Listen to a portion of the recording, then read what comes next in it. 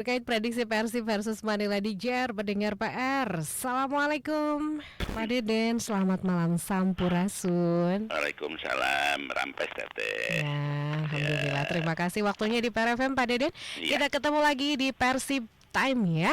kisah Persib PR FM.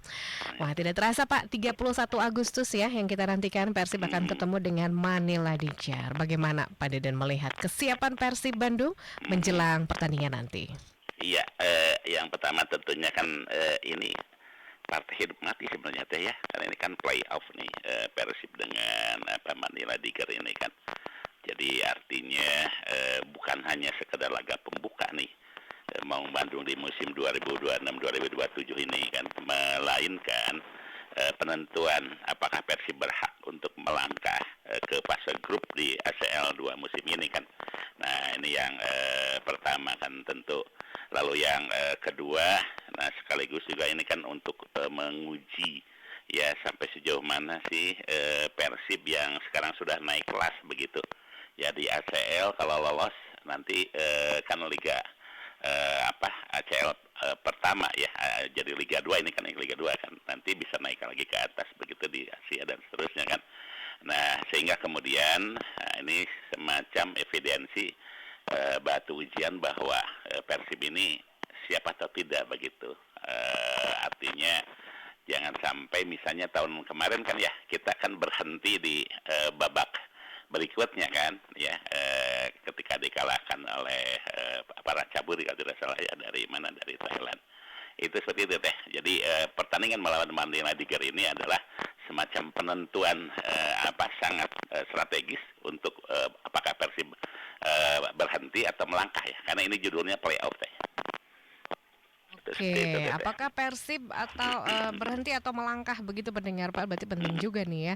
Nah, Pak, kalau kita lihat Persib ini punya pengalaman mengalahkan Manila ternyata ya di musim lalu. 2-1. Nah, 2-1. Apakah hasil itu juga masih bisa jadi modal psikologis lah buat Persib ketemu nanti, Pak? Iya, ya pasti begitu ya. Karena apa? Karena jelas bahwa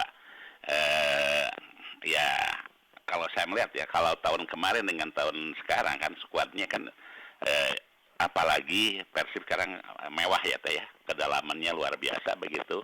Kemudian yang kedua ya, saya tanpa mengecilkan begitu ya, Filipina ini kalau terkait dengan sepak bola ya, itu kan bukan prioritas pertama ya. Mereka olahraga yang favorit itu kan basket misalnya dan seterusnya ya, sehingga dalam beberapa hal tidak begitu menjadi semacam kiblat ya sepak bola di Asia Tenggara ini teh. Ya saya harus juga menyampaikan hal ini kan begitu ya, terkait dengan suasana kebatinan lah istilahnya kan.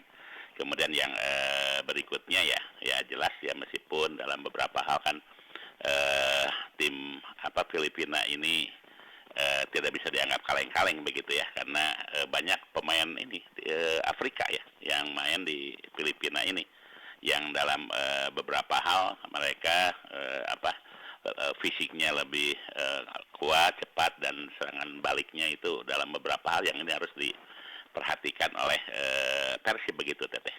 Jadi dengan kata lain ya, bahwa head to head-nya dalam pertandingan di tanggal 31 ini ya, ini memberikan satu gambaran bahwa apakah Persib bisa dan mampu ya untuk bisa mengalahkan Manila Tiger atau sebaliknya kan begitu. Jadi ini sekaligus juga kan, karena kalau saya melihat begitu ya, dengan banyaknya pemain di Persib yang bertumpuk itu di berbagai level begitu ya, belakang, depan, dan tengah begitu. Nah ini kemampuan Igor Tolik juga diuji di sini ya, untuk meramu memformulasi kesebelasannya yang tampil sebagai line up nanti kan teteh begitu teh. Oke. Tapi tadi sedikit Coach Igor menceritakan agak sulit juga melihat Manila ini karena tidak punya banyak rekaman pertandingan katanya, karena pertandingannya tertutup begitu. Nah ini gimana nih Pak Deden? Memang seperti itu ya Pak ya untuk Manila? Ya kan tiap kesebelasan punya hak privasi tersendiri ya teh ya. Ada yang terbuka ya latihannya dan seterusnya, ada tertutup atau ada yang setengah tertutup ya. Itu gaya Bojanoda badak ya. Oke. Ya kalau kalau sudah bicara tentang latihan fisik ya, kemudian untuk game gitu Mhm, kan ya, mhm. terbuka ya. Nah kalau sudah masuk ke area strategi dan taktik, nah tertutup ya untuk wartawan ya dan media untuk bisa merekamnya atau mendokumentasikannya itu teteh seperti itu teh. Mmm, Nah, oke. ya sehingga kemudian ya rada pantas tapi ini ujian ya bagi Mhm, Gertolik gitu mhm kan. mhm mhm. Bisa teu gitunya biasana teu. Oke. Nah, kita mulai lihat dari sisi permainan. Apa yang sebetulnya jadi kekuatan utama begitu Manila Dodgers sendiri, Pak, yang wajib diwaspadai sama Persib ini? Iya. Nah, kalau kalau saya melihatnya begitu, ini ya, dari profiling begitu. Nah, ini kan Manila Tiger ini adalah, klub yang apa, ini di Manila ya, ibu kota, Filipina, begitu rankingnya, ini ranking ke-1 ya, dengan rekor 18 menang, 1 draw, 6 kalah, 60 poin. Di kompetisi Asia 2026 di AFC Champions League lawan Persib nanti akan tampil, begitu juga mereka nanti akan tampil juga di ASEAN Club Championship ya. Nah, tadi kalau Teteh menanyakan begitu ya. Nah, ciri khasnya yang seperti apa yang tadi sudah saya sampaikan begitu ya. Mhm, Jadi karena kekuatannya itu rata-rata latar belakang pemainnya itu dari Afrika begitu, maka mereka lebih mengandalkan kepada yang namanya permainan cepat menyerang ya dengan kekuatan yang titik tekannya. Nah ini ya yang harus diwaspadai ini serangan balik yang dari sayap gitu teh. Jadi kalau sudah seperti itu ya tentunya ini harus apa dicermati ya, karena dalam beberapa hal kan kalau kita melihat begitu, salah satu titik lemah, kalau disebut lemah ya, dalam konstelasi Persib begitu, ini kan di kanan dan kiri begitu ya. Nah, Kakang Rudianto itu dalam beberapa hal bisa mengcreate begitu bola begitu, dia bisa memotong pergerakan lawan begitu, tetapi dalam sisi lain visi dari Kakang ya dalam build up itu termasuk yang lemah begitu. Nah, sementara di kiri ya oke lah, di situ kan ada yang namanya Allen Rider ya. Nah, Allen Rider itu bagus dia mainnya, tapi dalam beberapa kan karakter Allen Rider ini kan karakter yang tidak di satu posisi, yang menyerang begitu. Ya artinya dalam beberapa hal ini harus dicermati begitu. Ya harus dicermati karena kalau main sayap begitu misalnya di sini kan saya tidak tahu apakah diturunkan nanti Sandy Walsh ya, Julio Cesar, Patricio Ricardi begitu ya, atau misalnya tidak diturunkan karena saya lihat ini Sandy Walsh ini kan masih cedera terlihat ya, dalam beberapa latihan juga tidak terlihat ya latihan begitu. Nah artinya yang itu harus dicermati deh dalam mhm, perspektif ini. oke, tetapi ya. Hmm. Nah ini pendengar, nah sebaliknya, nah tadi kan, Persib ini kabarnya akan, kehilangan William Barros nih, Pak Deden ya. Nah nanti, seberapa besar nih pengaruhnya absennya Barros untuk mempengaruhi pilihan strategi dan lini serang Persib? Iya, tidak hadirnya Baros ini ya sebenarnya bisa iya dan tidak ya. Iyanya sangat berpengaruh Mmm, secara signifikan karena ini pemain yang bukan hanya dia bisa menempatkan diri sebagai finisher begitu, tapi dia adalah seorang breaker, penjelajah kan begitu. Nah, oleh sebab itu maka kemudian dalam beberapa hal barangkali ya saya tidak tahu ini formatnya apakah kalau misalnya ini kalau menggunakan 4-3-3 ya misalnya ya Baros itu bisa digantikan mudah-mudahan ini oleh Berginho dan tampil gitu ya. Nah, jadi sebenarnya di depan ini kan sekarang cukup komplit ya. Ada Luka Menalo, ada Mariano Peralta, ya, ada Berginho begitu yang kemarin kelihatannya sudah mulai pulih ya latihan begitu, dan ada Balsa Sekulik. Jadi dengan kata lain bahwa tidak hadirnya tidak hadirnya seorang William Barros ini bisa dikompensasi dengan kehadiran beberapa pemain penggantinya begitu Teteh. Oke, jadi masih tetap sepertinya bisa aman dengan beberapa Mhm, pemain tadi ya, gitu pendengar. mhm. Nah, Pak, dengan beberapa pemain yang sebelumnya mengalami cedera, sekarang mulai berlatih lagi, yang siapa kira-kira Pak nih yang paling penting untuk dimainkan sejak menit awal, Pak Deden? Oh iya, nah jadi saya melihat penjaga gawang ya ini tidak bisa main-main nih Gotolik itu ya, Teja Oke. Paku Alam. Ya, Mhm. kemudian Eliano Raider Hmm, di belakang ya, Gabriel Mutombo begitu, mhm. kemudian juga nah mudah-mudahan nih Julio Cesar ini tampil lagi ya, ini karena masih angin-anginan nih Julio Cesar ya. Kemudian juga Kakang Rodianto di sini ada dan ya saya melihat ini Daniel ini Loncar ya. Loncar ya. Nah, Daniel Loncar ini kan pemain baru yang di negaranya keren katanya. Ya, dia dia posisinya sebagai fullback di situ ya dan bisa bisa melakukan beberapa hal yang terkait dengan ya ini kan ciri kekuatan paten Persib itu kan merek dagangnya ada di belakang ya teh. Jadi pertahanan yang kuat yang di-create sekarang oleh seorang Igor Tolik itu ya untuk mendinamisasi tengah dan di depannya kan begitu teteh. Nah jadi saya melihat di tengah ini lengkap di situ ya. Ada Luciano, itu ada Beckham, ya kemudian juga ada Adam Alis, ada Maklok begitu ya, ada Tom Haye, ya ada Sadi Ramdhani, ada Ragnar Oratmangun. Ya konon katanya Gakuto sudah cedera gitu ya, tapi mudah-mudahan dia bisa pulih begitu ya.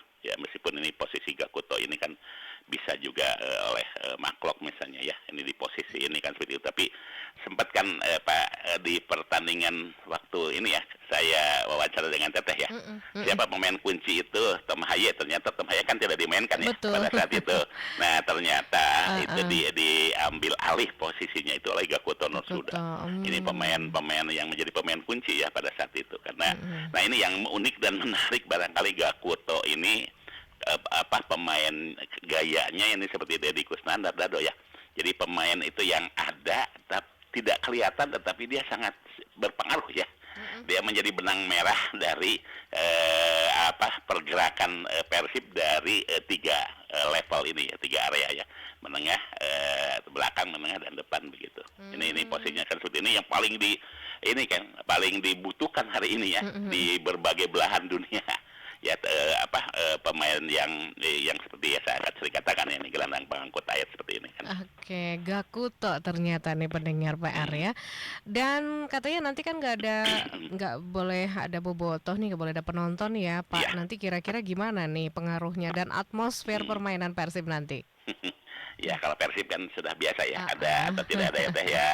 Nah cuman barangkali ini kan jadi catatan ya karena kan kita sempat ya bikin kerusuhan ya Mmm. sehingga kemudian kita didenda ya kemudian juga tidak boleh dengan adanya penonton dan sebagainya kan ya ini pembelajaran begitu jangan sampai ini kesebelasan mewah manajemen keren ya hari bobotohna masih minus kan begitu. Nah jadi ini catatan ya untuk perbaikan ke depan dari berbagai istilahnya matra lah istilah saya kan ya termasuk para bobotoh ini gitu begitu. Mhm, iya iya memang udah biasa sih Persib ini ya, tapi Mhm, sayanglah jadi perhatian juga. mhm. Oke, Pak, nih Persib ini harus bermain agresif sejak awal untuk mencetak gol cepat atau justru kayaknya sabar dulu aja, membaca permainan dulu Manila atau gimana nih?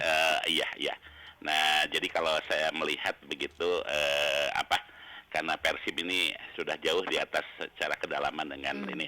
Jadi dimaksud dengan kedalaman-kedalaman yang namanya tehnya. Nah, mhm, jadi saya tafsirkan bahwa yang namanya Persib kaya dengan kedalaman itu ya, karena satu antara pemain inti dan cadangan itu tidak jauh berbeda ya, sub namanya kan, bahkan bisa lebih baik dari pemain inti.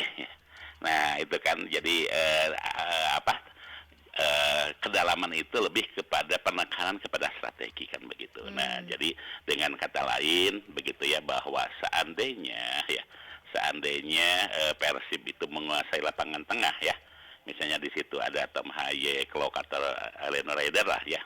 Kalau seandainya Gakuto tidak main karena cedera, maka ya dipastikan lapangan tengah akan dikuasai Persib, dan kita tahu kan ya barang siapa nih hipotesisnya sebuah kesebelasan menguasai lapangan tengah, maka dipastikan dia akan menguasai pertandingan dan memenangkan pertarungan itu sendiri kan begitu Teteh. Ya kan meskipun demikian yang harus hati-hati begitu. Nah ini ada pemain Manila Tiger ya, itu namanya Toray dan Cisey namanya. Ini pemain yang striker cepat gitu ya, yang bisa membuat gol di menit awal atau melakukan serangan balik cepat gitu, yang bisa merobohkan Persib gitu ya, dengan kekuatannya di pertahanan kan begitu. Nah oleh sebab itu makanya ya nih harus hati-hati begitu ya. Jadi maksud saya begini Teh, saya mencoba boleh ya saya menjelaskan begitu. Ya. Saya mencoba untuk menganalisis taktik 5 to 5 area. Nah, jadi 5 to 5 area itu adalah pembagian lapangan jadi 5 zona vertikal ya, di mana tiap zona ini ada 5 pemain yang satu sama lain saling beradu begitu ya. Dalam arti saling bisa mengalahkan per area. Ya, contohnya begini, ya misalnya di Persib ya.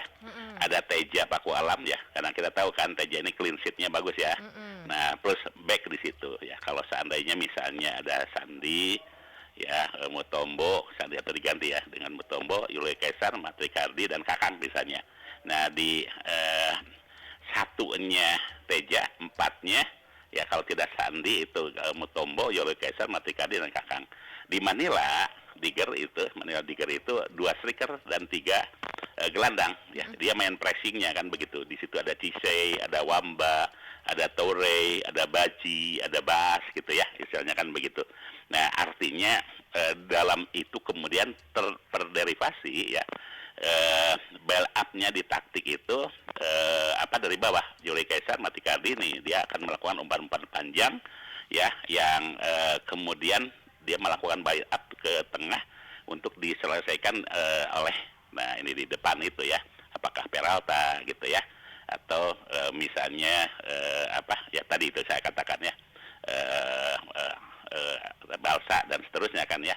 Nah sementara di Manila begitu ya, dia main pressing tinggi dengan 2 striker ya, yang akan mengganggu back Persib begitu. Nah jadi kuncinya kalau sudah seperti itu, maka yang harus diperhatikan adalah ketenangan di belakang ya. Nah jadi artinya main tadi ya, strategi main tenang ya, tidak perlu gerasa gerusu begitu, sehingga kemudian pola permainan ya, pengaturan permainan itu ada di tangan Persib kan begitu. Nah tentu dengan catatan maka seandainya Persib ingin memenangkan pertandingan ya, satu adalah yaitu tadi dia melakukan semacam build up begitu. Kemudian yang kedua ada di playmaker ya, artinya box to box ya, antara Haye ya, kemudian dengan Alien Rider misalnya di situ ya, kemudian juga dalam sisi yang lain di situ juga saya lihat yang bisa main rapi itu kan Beckham gitu ya. Nah itu kan seperti itu ya. Dan meskipun saya katakan bahwa di kita ini sekarang dalam sepak bola profesional modern lah gitu ya, bukan di kita dalam arti Indonesia ya, ini kan pemain itu harus kuat main di berbagai area ya. Ya meskipun jangan dodok tinggal igel lah gitu ya. Nah kan begitu ya. Nah jadi dengan kata lain bahwa seandainya Persib ingin memenangkan pertandingan, secara umum adalah bagaimana melakukan Persib ya, ini melakukan crossing, cutback, kemudian shot dari luar kotak, atau misalnya juga umpan-umpan langsung begitu, yang dimana Peralta sebagai target man begitu. Tapi seandainya jika sudah diketahui Peralta itu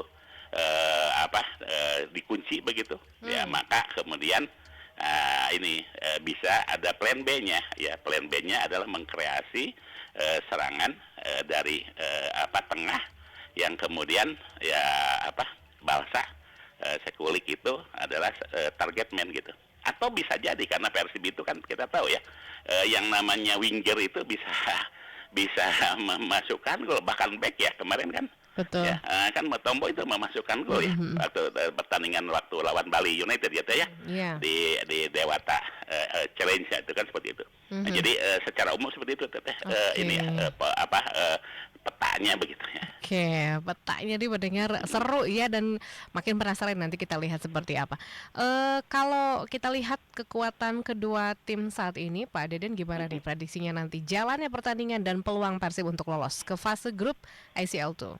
Ya, kalau saya melihat kita lebih unggul ya. Mhm. Ya saya menghitung 60-40 ya untuk Persib ya teh ya. Mhm. Dengan catatan tadi kreativitas dan penyelesaian akhirnya ya itu satu tidak terburu-buru, yang kedua kombinasi antara antara kalau sekarang mah box to box istilahnya ya teh ya, atau antara apa area yang disebut dengan ini penguasaan dari area misalnya di belakang, tengah dan di depan. Saya katakan tadi kalau tengah dikuasai maka dipastikan kita akan unggul ya, itu kan Mhm. seperti itu. Tapi dalam sisi yang lain ya man to man marking juga itu harus dilakukan. Mmm. Dan kalau melihat head to head personal individu pemain kita jauh lebih unggul teh. Karena di transfer market pun kita wah hampir 2 kali lipat harganya ketimbang Manila Tiger ya teh ya. Ini kan Betul. harga itu kan apa istilahnya ada harga ada barang gitu, ada barang ada Betul. harga. Kan begitu ya. Kalau seperti Peralta ini kan teteh tahu ya dari Borneo dibeli ke Persib teh 3 kali lipat teh. Iya. Nah itu kan ya biasa kabayang ya bahwa Peralta, Tom Haye itu kan pemain termahal di Indonesia teh. Wah. Nah kan seperti itu ya. Jadi kalau dikumpulkan Persib itu lebih dari 100 miliar. Wow, udah pokoknya malah gimana nggak unggul, jadi nggak ada alasan kalau nggak menang gitu ya. Tapi tadi, boleh diulang Pak, pemain yang perlu diantisipasi dari Manila tadi siapa aja Pak? Saya Oh lupa iya, nih, heeh. jadi kalau saya melihat Hmm? nih yang harus hati-hati itu Torre dan Wamba itu. Ini Mmm. pemain beberapa pemain di antar dari Afrika ya, Mhm mhm. yang dia jago itu untuk bisa mengecoh back begitu. Ya Oke. karena kemampuan dribblingnya bagus.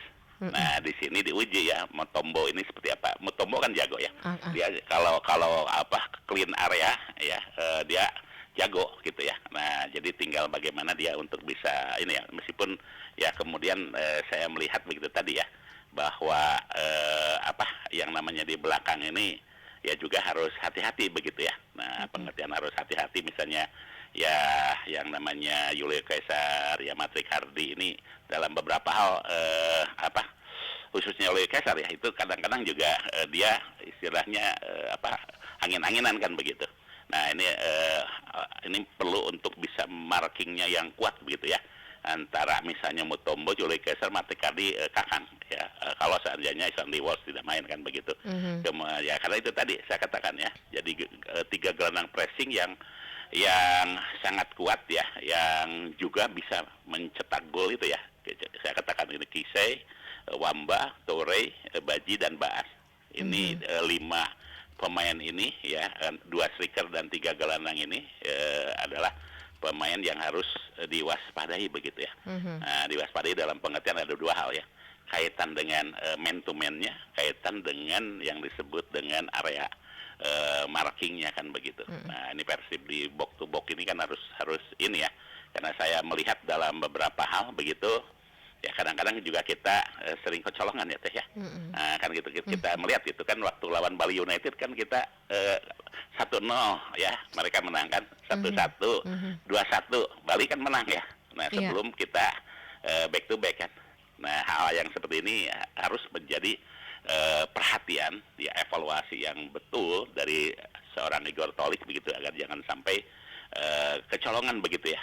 Karena begini bisa saja begitu ya melihat mewahnya pemain Persib Mhm. mereka akan mempressing di menit awal memasukkan Mmm. gol ya Mhm di mhm. menit awal untuk kemudian parkir bus. Nah, gitu ya. Parkir bus itu di belakang itu bisa sekitar 7 atau 8 pemain. Nah, itu kan ya untuk Iya. ini untuk menjaga kemenangan kan gitu. Oke, Nah, oke, itu oke, seperti itu oke. ya. Nah, jadi ini harus menjadi perhatian dari seorang Igor Toli kalau menurut saya. Oke, menarik sekali pendengar PR. Kita sudah punya bekal banyak untuk nonton pertandingan Persib melawan Manila nanti. Terakhir, tadi kan 60-40 ya, Persib jelas Mhm. lebih unggul ya, Pak. Dan pemain yang jadi pembeda nanti siapa kira-kira? Iya, nah kalau kalau tidak ini kalau menurut saya ada Heeh. ini ya. Nah, ini kalau apa dua kalau ini ya, Tom Haye Mm-mm. dan Mariano Peralta. Oke, tetap ya Kang Peralta pendengar PR. Oke deh kalau begitu Pak Deden, terima kasih waktunya di PR FM. Terakhir apa yang pengen disampaikan untuk pendengar? Ya, yang pertama karena kita tidak tidak bolehlah datang ke Mm-mm, lapangan ya mm-mm. kepada para penonton bawa tos salam dunia begitu ya. Mari kita sejenak ya Mm-mm. untuk mendoakan ya jalur langit gitunya agar Persib bisa memenangkan pertandingan melawan Manila Tiger ya. Mm-mm. Karena ini adalah kotak Pandora, karena ini adalah pintu pembuka kunci untuk Mm. Persib melangkah di sesi berikutnya Mm-mm. go internasional. Ya, Oke. apakah di ACL 2 atau nanti di Asia begitu ya. Mm-mm. Nah, kita berharap begitu bahwa Persib melampaui semua itu dengan kemenangan demi kemenangan. Oke, hatur nuhun Pak Deden waktu dan penjelasannya di PR FM di kisah Persib. Kita ketemu lagi nanti pekan depan. Saya Siap. Salva. Amin. Assalamualaikum, selamat malam, salam biru. Salam biru Teh Tia. Salam sebagai semuanya ya. Salam dari Universitas Pasundan juga. Terima kasih Oke. Pak Deden.